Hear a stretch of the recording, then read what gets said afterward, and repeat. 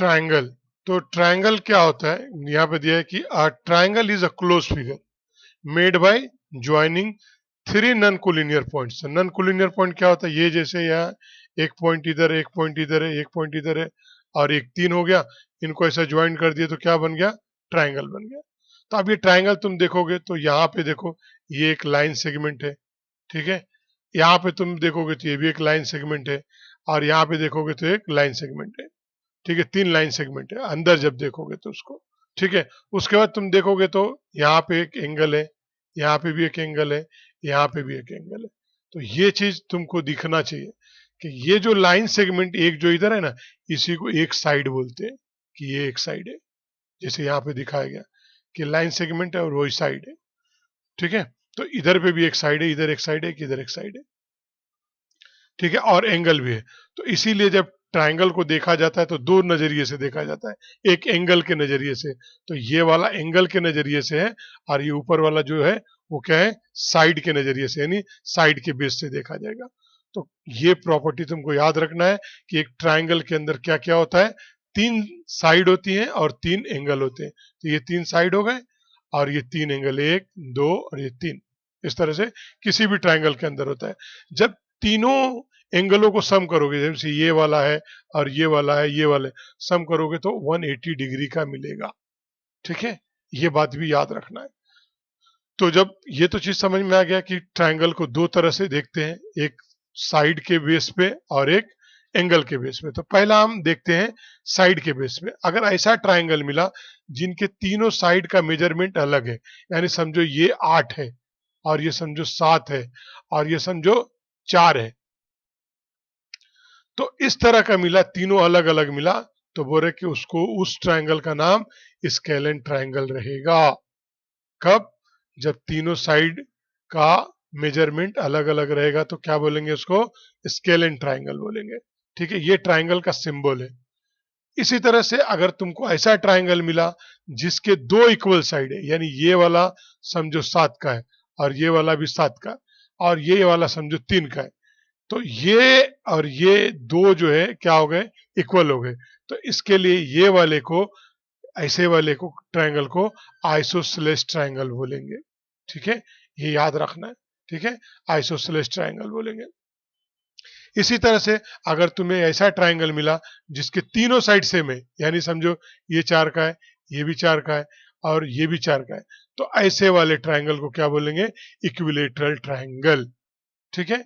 तो equilateral triangle में एक और भी प्रॉपर्टी है, तुम देखोगे तो ये सारे एंगल भी इक्वल हो जाते हैं, यानी ये 60 का हो जाएगा, ये भी 60 का हो जाएगा और ये भी 60 का हो जाएगा। तो ये तीनों को मिलके 180 डिग्री का हो जाएगा इक्विलेटरल में। यहाँ पे तुम देखोगे, अगर ये यहाँ पे तुम समझो कि दिया है कि 40 का है, तो ये वाला भी 40 का हो जाएगा, ठीक है। तो ये 40 40 कितना हो गया, 80 हो गया। अब बाकी जो बच गया वो ये ले लेगा, ठीक है। और दूसरा चीज ये कि अगर ये 40 और 40 का होगा तो बाकी ये ले लेगा। और अगर तुम ये देखोगे, ये जो है और ये वाली, ये साइड भी क्या है, इक्वल है, जैसा हमने इसमें देखा था। तो ये याद रखना है, इक्विलेटरल का एंगल क्या रहेगा, 60 डिग्री का रहेगा, और जो आइसोसेलेस रहेगा उसकी दो साइड इक्वल होगा। उस दो साइड इक्वल होने की वजह से ये दोनों एंगल भी इक्वल हो जाते हैं, खाली ये तीसरा अलग रहेगा। तो ये हमारा था, साइड के बेस पे हम तीन नाम देते हैं, जिनके जिनका पहला नाम हमारे पास है, जिनके तीनों साइड अलग हो उनको स्केलेन, जिनके दो साइड सेम हो उसको आइसोसेलेस, और जिनके तीनों सेम हो उसको क्या बोलेंगे, इक्विलेटरल ट्रायंगल। लेकिन अब यहाँ पे एक ऐसा ट्रायंगल तुमको दिख गया जो एंगल के बेस पे देखा जा रहा है, तो यहाँ पे तुमने देखे ये वाले एंगल का और पाए कि एक्यूट एंगल है, और यहाँ पे भी तुमने देखे और पाए कि एक्यूट एंगल है। एक्यूट एंगल मतलब 0 से ज्यादा, 90 से कम है। और यहाँ पे भी ये वाला एंगल चेक किए और वो भी पाए तुमने कि ये भी एक्यूट एंगल है। तो अगर ऐसा ट्रायंगल मिला जिसके तीनों एंगल एक्यूट एंगल हो तो उसको बोलेंगे एक्यूट एंगल्ड ट्रायंगल।